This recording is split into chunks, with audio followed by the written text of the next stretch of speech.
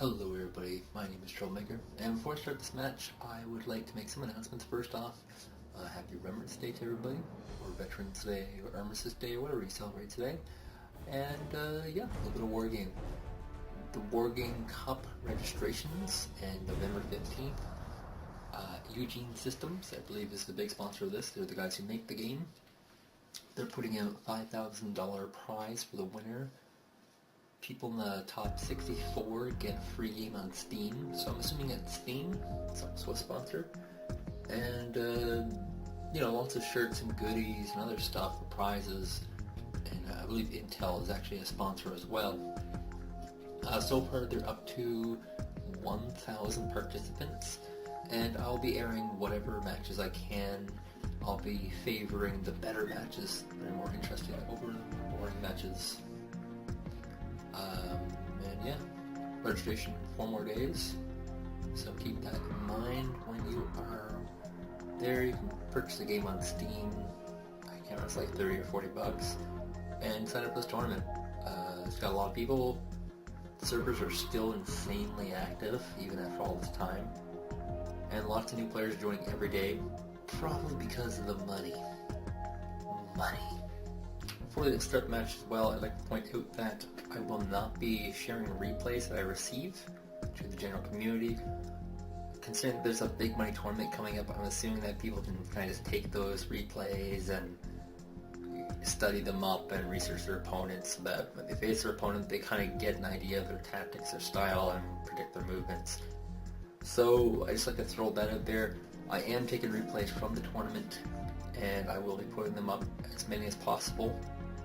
And you'll have no fear of me, sharing information or anything like that. The only thing that becomes publicly visible is the match through my lens, through my guys. So top left, representing the Pact, the Warsaw Pact, we have Crotou. Crotou is a 2000 ELO rated player, very, very high up there. And he's facing the blue NATO, North Atlantic Treaty Organization player, Pik-As. And he's about a 1900 ELO rated player, so not as high caliber of a player. So we're just going to speed this up a little bit so we can check out what loadouts we're going to have here. So it looks like we have the Smirch. Smirch are short-range artillery units, and they end up being pretty good. He's got a UAZ placed in the back here, which makes me think he's trying to keep alpha. And we got an anti-aircraft carrier. This is the sort of stuff that is used to defend this position. So it kind of makes me think they probably wants to keep this zone. He has a far more armored command. Oh, did he delete those? Yeah, he changed his mind. So he's in fact going to go do what I consider to be kind of a standard for this map. For this particular map, most people will try and take these 2 points here. So this one for reinforcements, this one for money. This one for reinforcements, this one for money. The numbers indicate how many points you're going to get. So a lot of people like trying to rush up there and grab those. As you can see, your starter base only has 1 point, so it's not worth that much. And as you can see, he's got 2 commands here, so that's exactly what he's going to go for.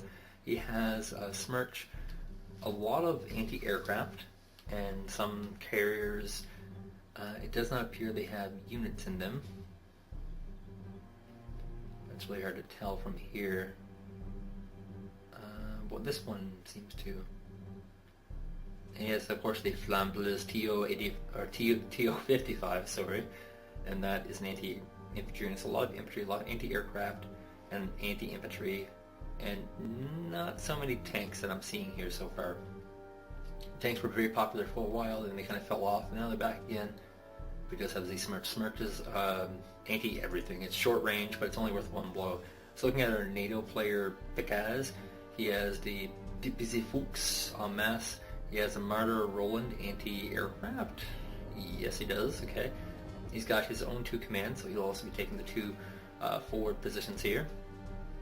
And lots of infantry fighting vehicles, anti-aircraft, and ooh, here we go. Ooh. That's a lot of Cobras and Lynxes, and oh my god. So, okay. Reinforcements go along this path here. Right? Right. So if you place a bunch of units like right here, it stops reinforcements. So what I think is happening here is I think he has one set of units going this way to try and cut off reinforcements this way, and then he has another set going this way to cut off reinforcements this way. It's a very, very popular tactic. It's very potent as well. Downside is that all these air units are very expensive. Very, very, very, very expensive. And if they fail, they fail. This is very all-in-ish. Notice he has also sold off his FOB. That is your supply. Whereas comparison, we have an FOB still sitting here, right next to a Smirch actually. And so maybe he's using the Smirch defensively in case there's a rush on this main base here. A little bit of an odd tactic. I would have moved the Smirch up myself, but hey, I'm not playing. He is. And he is a 2,300. Yeah, so he's exactly one of that. He's a 2,000 rated ELO player. I'm like 100. I'm pretty terrible. So we got... And no, there is a little town here, so you can place some units here, and they will pick off everything. And he's got some Cobras here as well to deal with anti-infantry vehicles. And yep, he's going to sit these in the woods here. He has a paratroopers landing. They will show up into this little village, it looks like. And then the Lynxes can also do some damage as well. We got on this flank here. Looks like he has them stopped here. And yeah, just to kind of pick at this place here. The goal, if this mission, map, is usually to swarm Echo and Delta, and then like move your position from Charlie over to one of these guys. And you know, on this side would be Golf, Cursive Phonetic Alphabet. And so we have a nice little defensive position over here, lots of Jagers, and Fuchs still has people in it. And yep, he's in fact going up for this position. He's got recon everywhere, very smart on him. And oh my god. Oh, these are not the right units. We have an SPW-60P and a Flame Piz. These are not expensive units, however, these are the cheap ones. And in fact, Pik-As has played his hand, he has shown his hand, and now it's very obvious what's happening here. This unit is doing quite a lot of damage, and now Crouto's in the unfortunate position where he can't really move up any forces from all this extra resource gain. Oh my god, we have lots of action already. Like helicopters are swarming in, trying to clear these woods here of just a small weekend. There is a Tunguska here, and it is doing some insanely high amount of damage. I'm really curious if we can get the better end of this. This is a lot of aircraft, however. And once they take it, that Tunguska, the one that's just petering away at all the vehicles, that's not good. Crash in and burn. And we got, how many vehicles left here? 1, 2, just 2. But he has no anti-air left, so this might end up being a pretty minor victory for Pik-As here. And oh my god, that is a command. It is a command moving through the woods with 2 Cobras hunting it. That's going to give him a 200-point lead. I think this one actually costs like 230, so that's going to give him another 2 points. Put up 450 or 80 points, pretty significant lead. It means he only needs to make 1,000 points to win the game. This is a pretty big steal, and it also means that Crotou will not be getting points from Charlie, and he will be definitely at a huge disadvantage, as this BRDMTU is definitely on its way out. We got, looks like, some Tunguska action over here, doing some very, very long-range fire on the H-15 Cobra, but the Cobras have already done their job. They're already ahead by 470 points. We have a few more shots here, and look, for this your anti-aircraft team picks off the remainder of the aircraft there. So very, very good trade for Pik-As. Pik-As. He's probably a German player. Lots of German and French players in this game. It's a very, very international community. The developers themselves are French. So we have a still fairly good formation here, though, for Crotou. He's not out of the game yet. He still has quite a few units. And it looks like Pik-As is entrenched all over the place with lots of Jagers and Fuchs. Jagers and Fuchs. If I was an American, I'd say Jaggers. Some Jaggers and Fuchs. And we got some Panzer Grenadiers winding up to try and take out these armored personnel carriers. I don't know if they'll hit. Looks like we got the Marder spinning up as well, the Street Fighter. And he's going to do some crazy amount of damage. This vehicle looking pretty damaged. He might get another one out of this. I don't think he'll get all Yeah, he got one out of it, so that's not too bad. Now looks like the Smirches are firing on this position. He has in fact moved some kind of artillery up to the front, and this whole area is stunned and burned. Not going to have too much happening though, because there's not much of a follow-up. For raising this TO-55 is spinning up, but I don't think it has the range there. And this contain here on this position is just going not very well.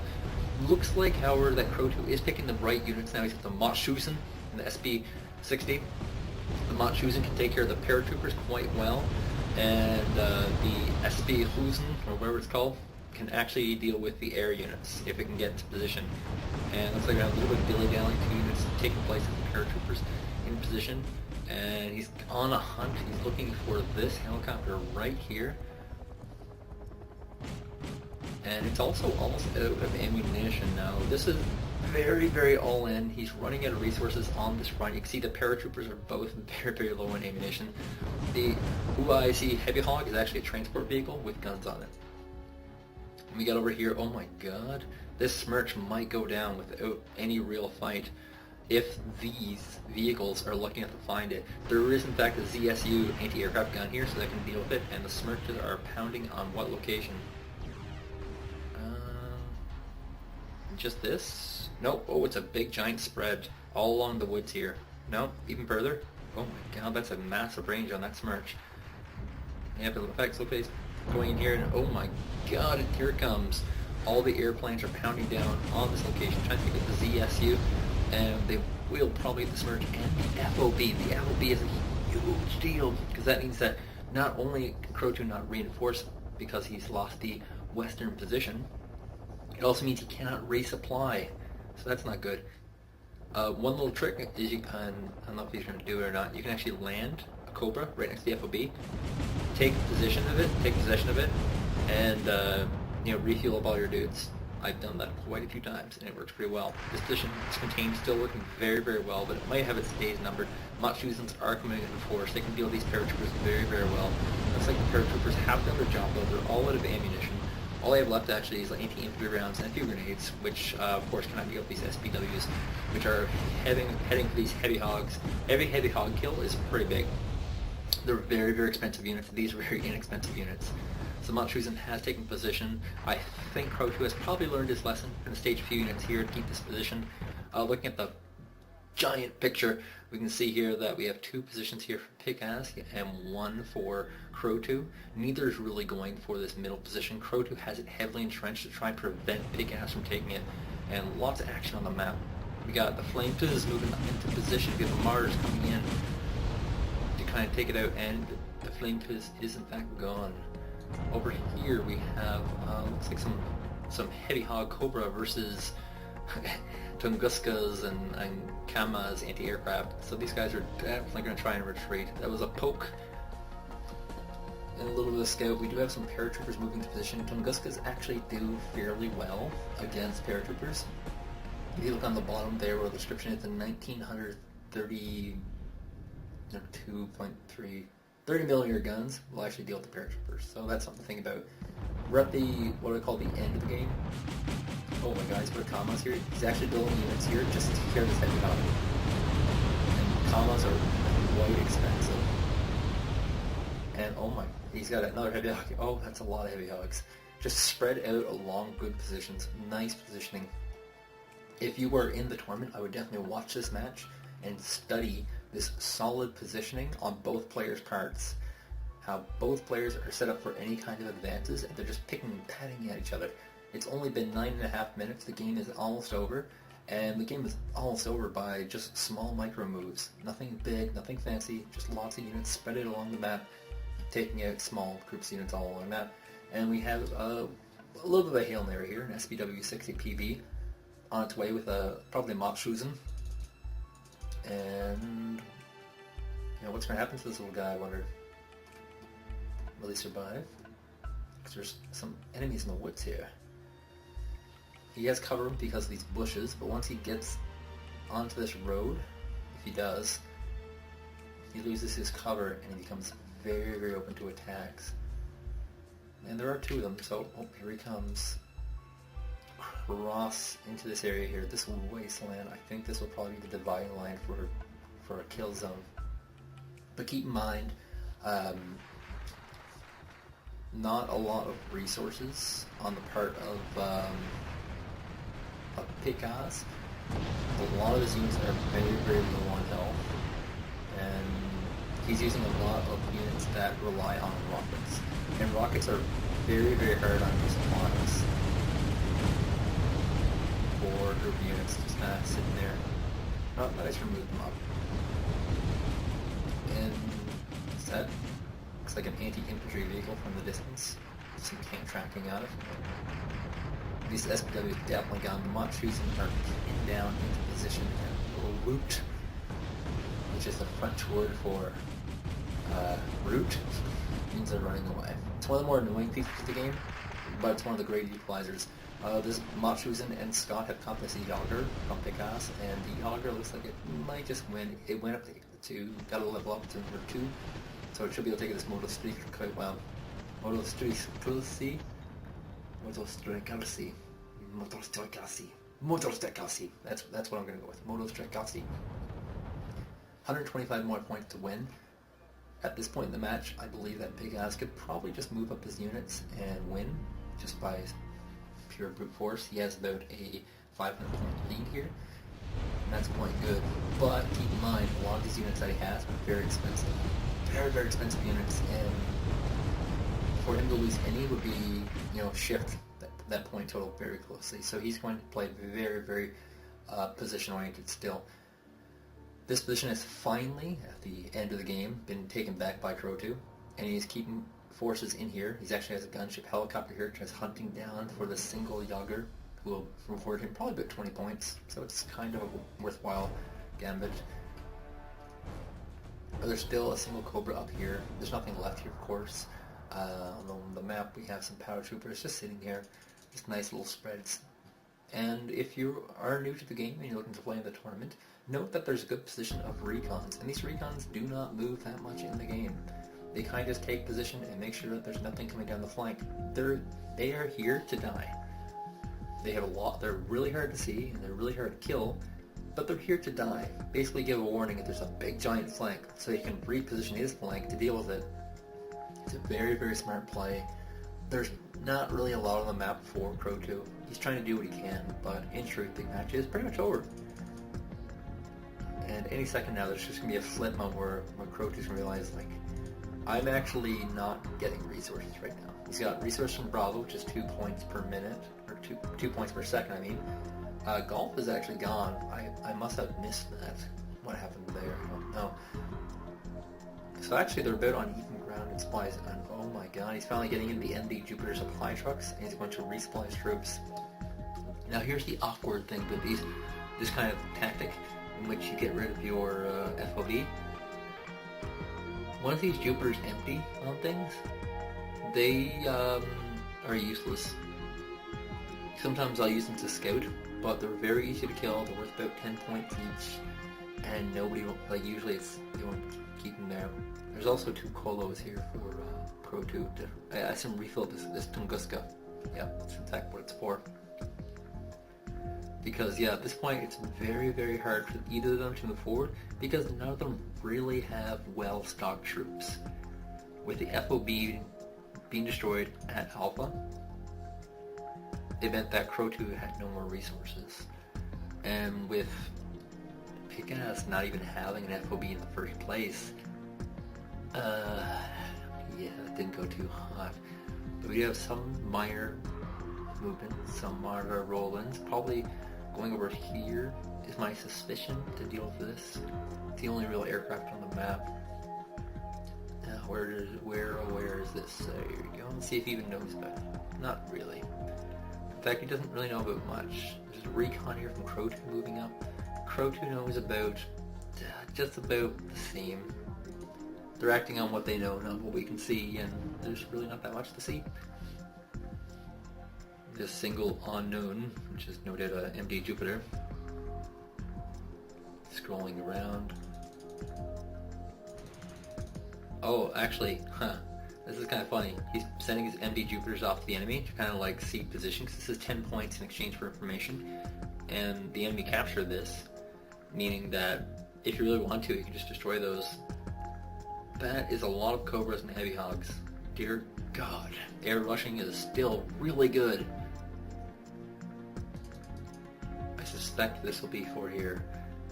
But I think Crotou is actually much better prepared now. If he keeps his Tunguska here, he will be able to get back in the game. If his Tunguska keeps moving forward, that will be a problem.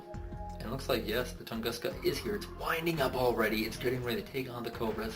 We have massive rockets and missiles coming towards these poor Cobras, which are not really in a position. We have another Tunguska over here fueled up somewhere around this area.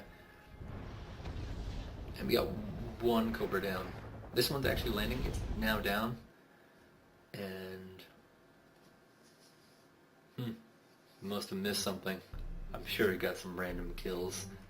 Oh, good old Pik-As and Crotou, both top 100 players.